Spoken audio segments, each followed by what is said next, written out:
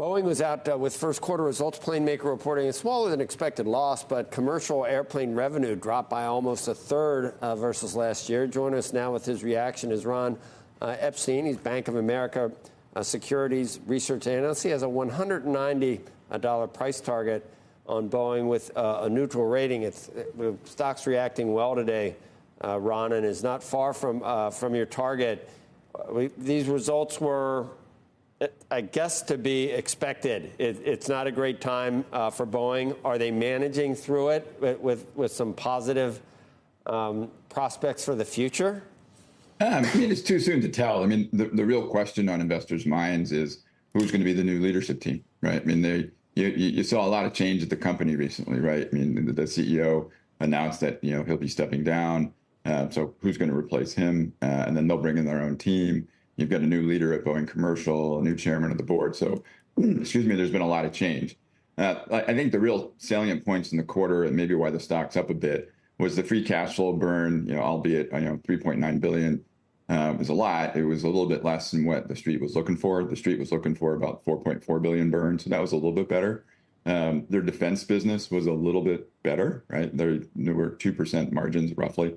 And then if you look at their services business, that was really kind of the shining star. And it's been, the services had good margins. But I think, the real thing on investors' minds are, one, who is this next management team going to be?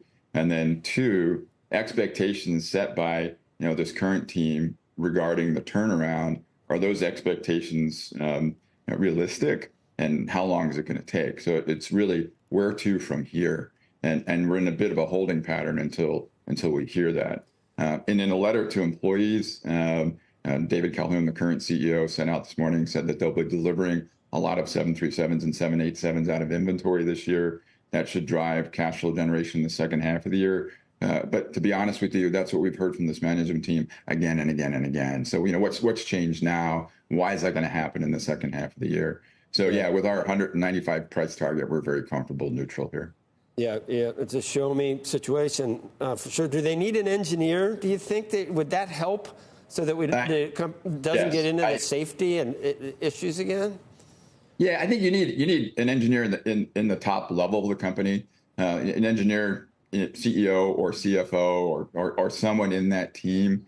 As we've discussed before, I mean, there's been such a migration away from a focus on just sort of engineering excellence and so on and so forth, and a real focus on the financials. So yeah, right. I think having engineering prowess at the top would definitely. Although they had one not that long ago, that didn't work either.